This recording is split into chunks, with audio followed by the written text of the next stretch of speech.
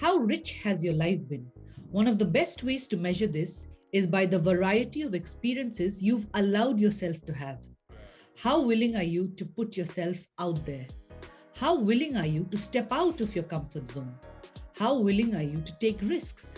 How willing are you to fail? My next guest travels far and wide not only to explore and learn, but also to document these experiences. He gives voices to the unheard and a face to the unseen through an initiative he started called Cinema with a Cause, one of the many things he thrives and spends his time in. To top this, he shares his knowledge and mentors upcoming filmmakers in hope that it will further ignite their creative minds. Welcoming the very rich Abhishek Ganguly from Kolkata, India, to Candid with Candy. If this is your first time, I'm Candy, your host for the show. Do not forget to subscribe and like.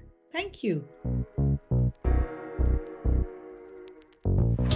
Abhishek, thank you so much for coming to Candid with Candy. It's an honor and a pleasure. It's my pleasure too, Candy. You obviously have a very interesting, line of work, and you started this almost 25 years ago. So you were just, a young lad. I was out of my college. I was just kind of, dabbling into acting, modeling at that time. Kolkata was just coming up with the fashion scenario, and I was one of the regular fashion models walking on the ramp. So what happened is while I was doing modeling, I thought, why don't I try an acting? So in Tollywood, in the Bengali film industry, I met a few, of the directors, and I started working with them, learning from them, being in front of the camera, doing small roles. But anyway, consecutively, I was getting some offers. But the problem was, in those days, Candy, they never used to pay well. Yeah. Nowadays, the film industry, the modeling industry is much more organized. At that time, it was more of a passion driven exercise, more of a hobby. Obviously, established heroes used to get paid, or established character artists used to get paid. For us who were just kind of starting off, it was very difficult. So we had that label of struggling, the strugglers. So I kept on struggling for about 2, 3, 4 years. And then my father said, like, you have had your share of experimenting, but this is not really giving you a career, because in a career, you need to earn. So then he said, like, my father was into human resource development. He was like a management and an HR guru. So one of his clients, Indian Oil, I would just take the name of the client also, the biggest public sector organization of India. So Indian Oil wanted a film to be made, which was particularly an engineering film, which was a blend of engineering acumen and management acumen. And they wanted a filmmaker with an engineering management background, which my father ideally was. But obviously, he was not a filmmaker. So the filmmaking part came from my side, which was my kind of stake onto it. And he was an engineer who dabbles into management also. So he was the engineering management part of the filmmaking, and I was the technical and the filmmaking part. So we collaborated, and we handled 2 such films for Indian Oil, which were very well received. When a technical, managerial, and engineering acumen got together with filmmaker, the entire cycle got completed, and then obviously the communication made a lot of sense. And after that, I was with my father for a few years, and I started my own organization. Learning System began its journey from 95, 96 onwards. It's amazing how certain opportunities come your way without you realizing, the potential or the seed that will be sown. Did you have any kind of formal training on filmmaking, or was it just from what you picked up from, the directors and the producers and the filmmakers that you worked with during your, tenure as a model and an actor in Tollywood? Candy, it was totally experiential learning. The best way of learning is experience it. In my case, it was 90% experiential, but I did a small filmmaking course from a crash course. You also mention when you talk about yourself that a lot of your work or most of your work is non-profit. The question is why? I'm very much a people's man, and I love people. I love their lives. I love their lifestyles. Once I was cruising through the learning system experience in 2008, 2009, I thought that, I'm regularly doing assignments, which is for my livelihood. but am I socially contributing as a filmmaker? As a creative professional, am I doing something to change the society, to give a, to give a voice to the ones who are unheard, to give a visual to the ones who are unseen? Am I doing something? I'll be remembered as a man who did his assignments professionally. But what signature mark am I leaving behind for the next generation? So I floated a special platform in 2009 called Cinema for a Cause, which was to satiate my own passion to do something for the society. Now, Cinema for a Cause is all about experiencing, experimenting, and exploring. Three E's. And our tagline runs simple cinema touching lives. So we dabble in issues which are of concern, which are of interest, which are uh, of inspiration to the society. And all this is happening because of whatever earnings I had from my assignments. I keep aside a portion for my experimentation or exploration.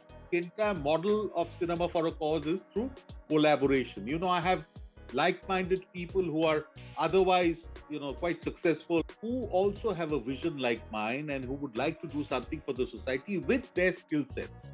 Now, you might say, what skill sets? So, I have actors, models, musicians, scriptwriters, anyone who wants to do something creative or is skilled in the creative genre of things, they come forward with their skills and collaborate with me. That means they don't charge me anything.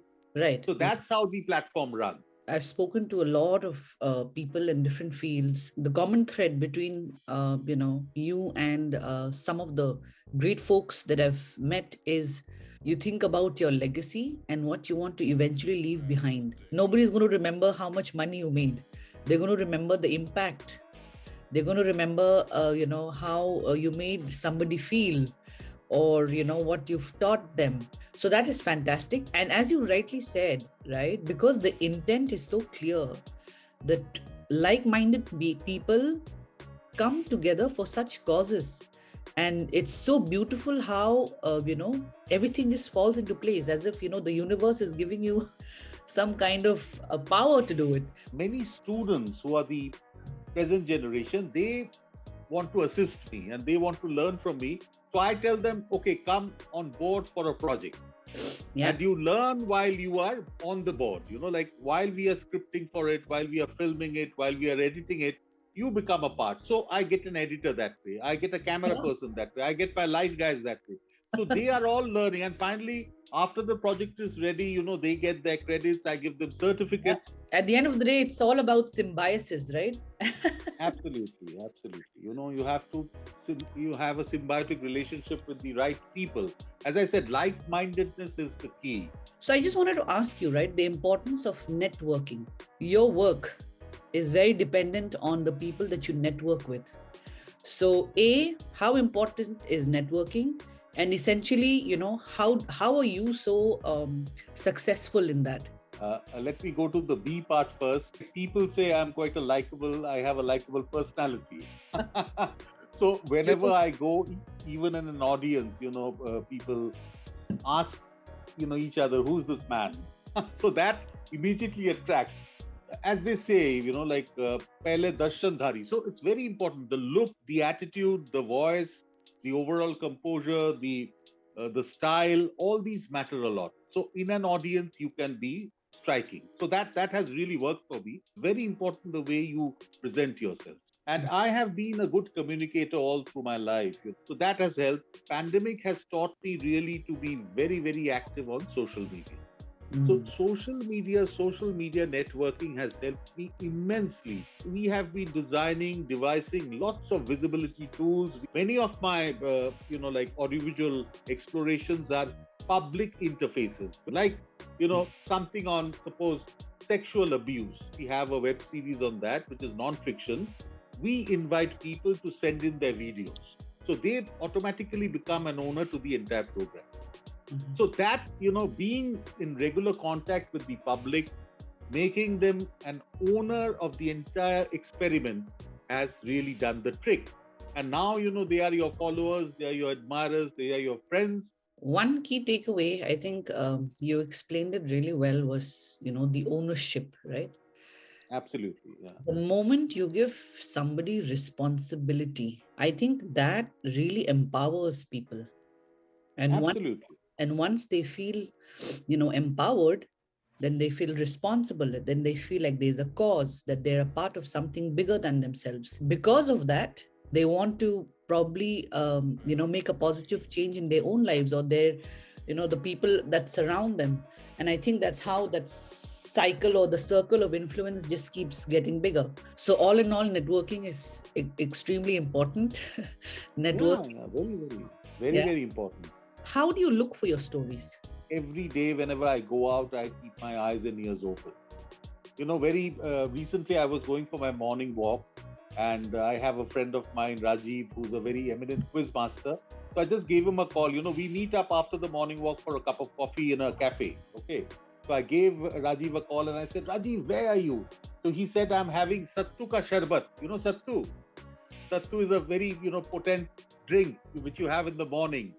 Mainly Biharis have it, from Bihar. I said, Sattu ka sarbad. Okay, you just hold the glass. I'm coming. I went with my mobile phone. I shot him.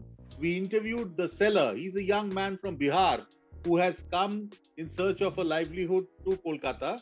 And, his grandfather, his father, and him all are from the Sattu selling fraternity.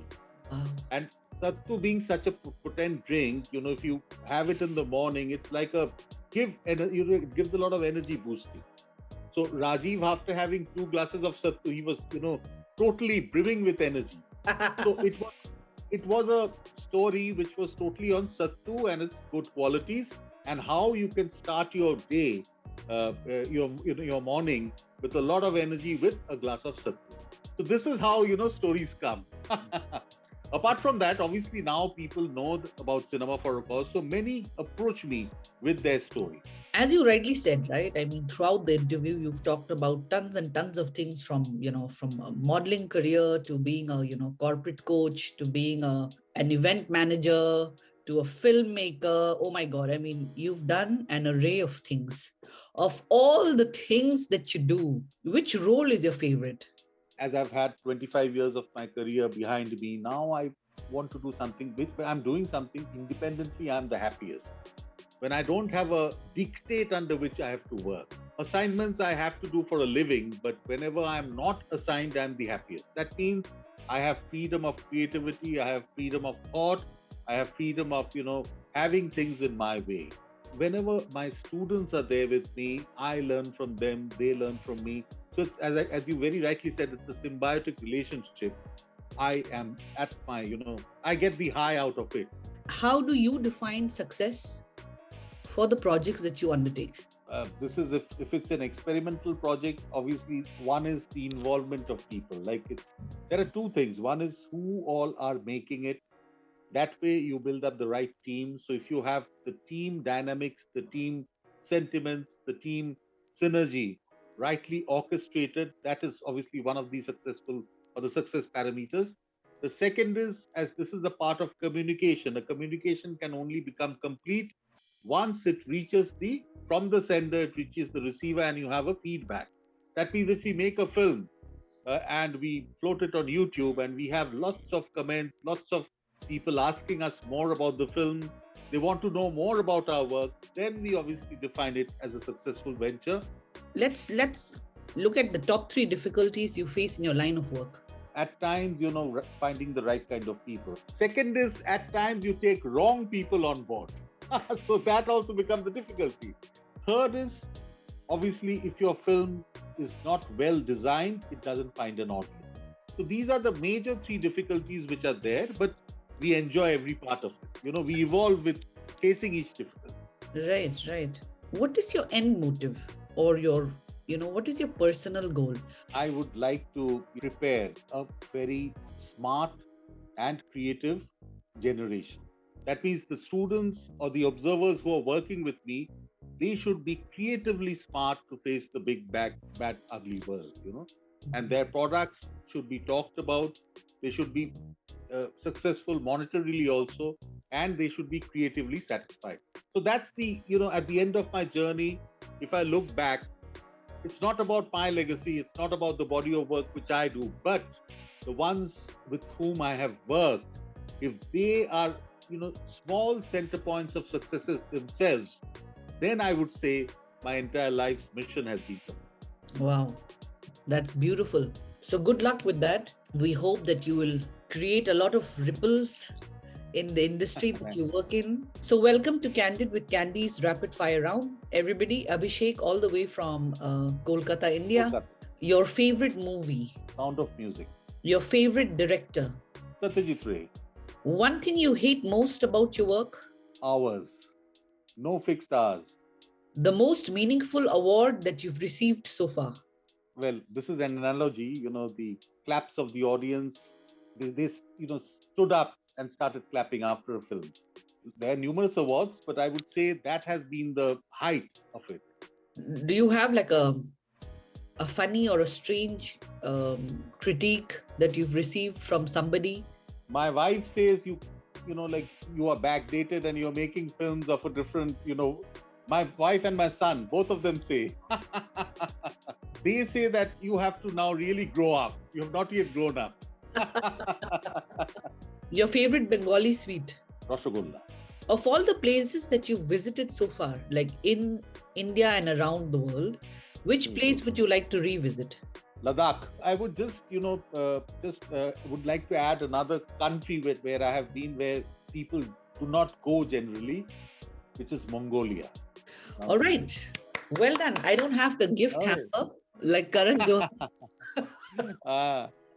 I will await it in Kolkata. Maybe, after your second one is born. But thank you so much for your time. It was absolutely lovely to have connected with you. I loved the candidness and the rapid fire and the fantastic questions, I must say. All questions have been very well designed and well researched. I hope you enjoyed Abhishek's story. Don't forget to check out the rest of my videos, and I'll see you guys next week. Till then, take care and God bless.